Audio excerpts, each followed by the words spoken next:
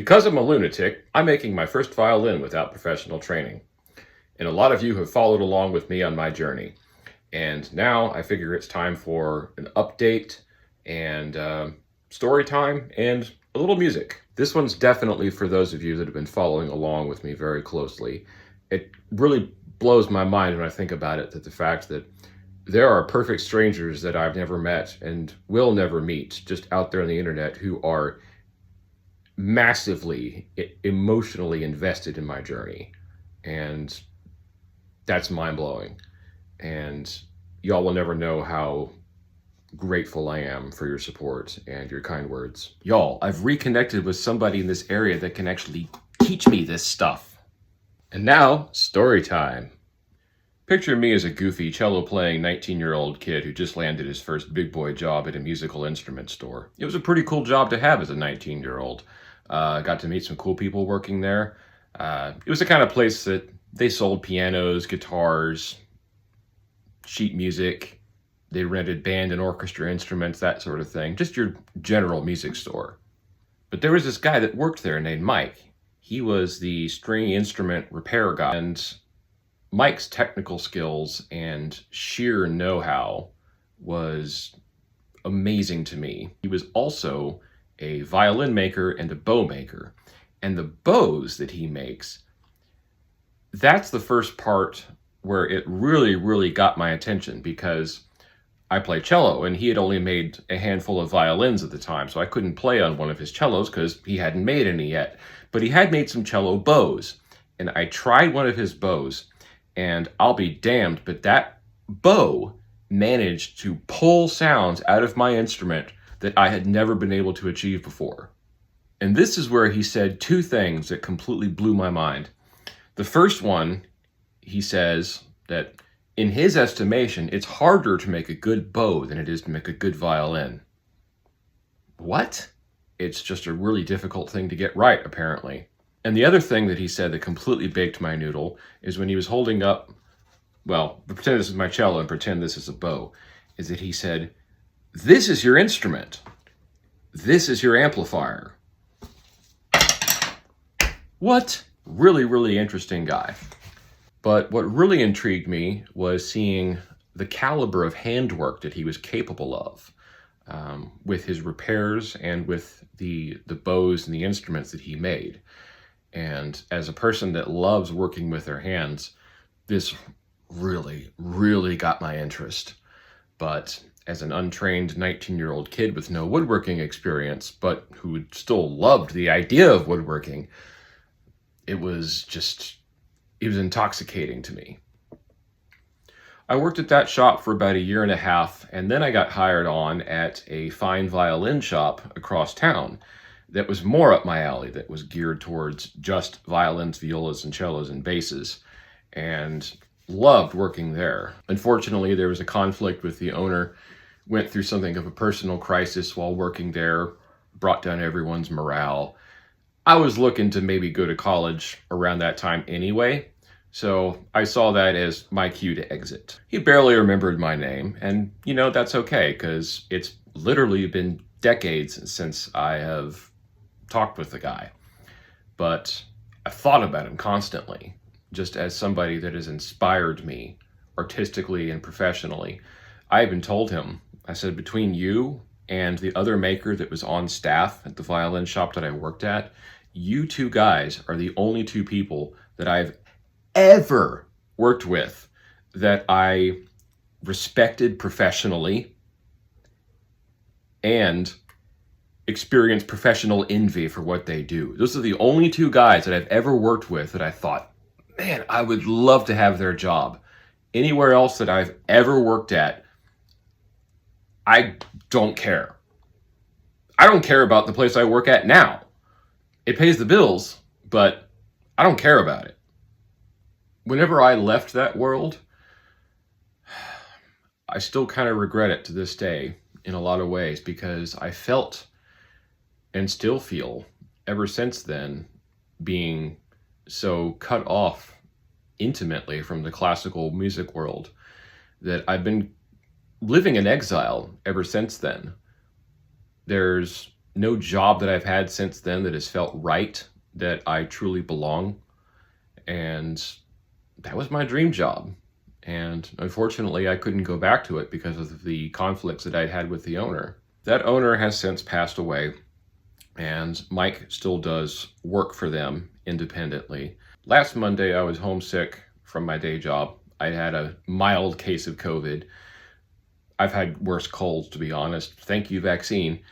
And I was pedaling around in the shop because I still felt good enough to be able to do stuff. And I was thinking about Mike a whole lot and kind of bemoaning the fact that I don't have a teacher around here that I can just pop by and learn from. And, you know, I had a moment of rare courage where I just said, you know what? Just call the guy. Just call him. Well, thankfully, Mike was tickled pink by all this. And when I reminded him of our time working together, he did remember me, even if he couldn't remember my face just off the top of my head. That's all right. I'm not offended. But he did tell me a really fun story that this apparently triggered a memory for him for the time that he started doing all this stuff. He was a young guy and he grew up in a small Iowa town. And he told me that there was a guy that lived in his town, older gentleman, that made fiddles as a hobby. And Mike approached him one day and said, hey, what you do is really, really cool. I would love to learn what you do. You know, how would I start learning this stuff? And the guy says, well, there's these mail order kits you can buy where they ship you these instruments that are like mostly pre-made, and you just have to glue a few things together. You slap some varnish on it, get some strings, call it a day, you're done. And Mike says, no. You're not getting me. I want to make these things.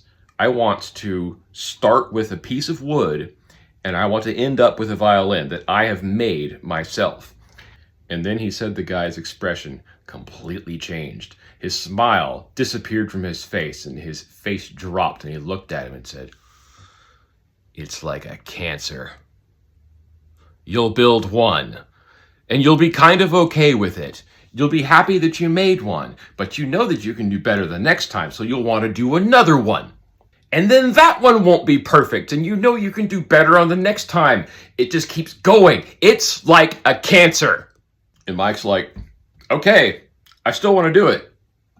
And when he told me that story, I said, well, consider me terminally ill because I have got the bug. And you know what? I've had this bug since I was 19 years old and I worked alongside you. I just didn't have the courage to bring it up at the time. And the fact that it's still with me decades later means that this is not a phase, Mom. The next thing this instrument needs is a good ultraviolet suntan. See, UV light boxes are used in violin making for two purposes. First, you can use it before varnish is applied to darken up the wood and kind of give it a nice roasted golden color, which really helps to bring out those rich varnish colors that are going to go on top of it. That UV light helps to crystallize the resins in the wood and further dry it out, making the wood that much more vocal, responsive, and easy to pull sound out of. Now, Mike said that he had a UV light box that he just doesn't get much use out of, and I'm not sure why. Maybe he just doesn't have the right kind of bulbs in it. But he said he'd sell it to me cheap. So whenever we meet up, yeah, I'm going to buy that off him. But by far the most encouraging thing to come out of this conversation is that I've got someone that can actually show me this stuff. And he says that, you know, if I can hit him up sometime on the weekends and just bring over what I'm working on. He lives about an hour away from me, which in Texas time, that's right around the corner. And he said, just bring whatever you're working on and we'll work on it together, and I'll try to give you some pointers on what to do. And that's just cool as hell. He even said a few years ago, I probably wouldn't have agreed to teach you anything, but you know what? This field needs people in it, and I'm an old man, and I just feel like I don't really have any secrets anymore.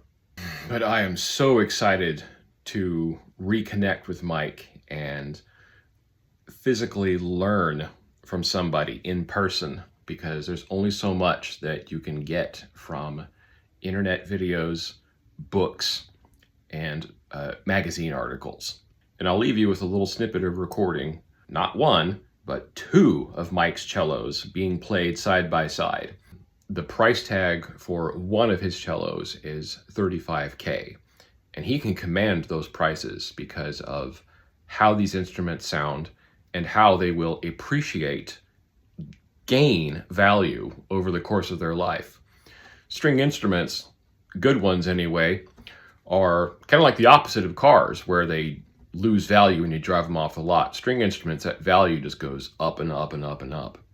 But I'll quit yapping. Here's the sound of two of his cellos being played together.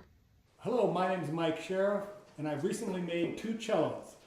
And I thought it would be fun to have a couple of my friends play them in the same room, maybe to play a duet, and I think it's going to be really good.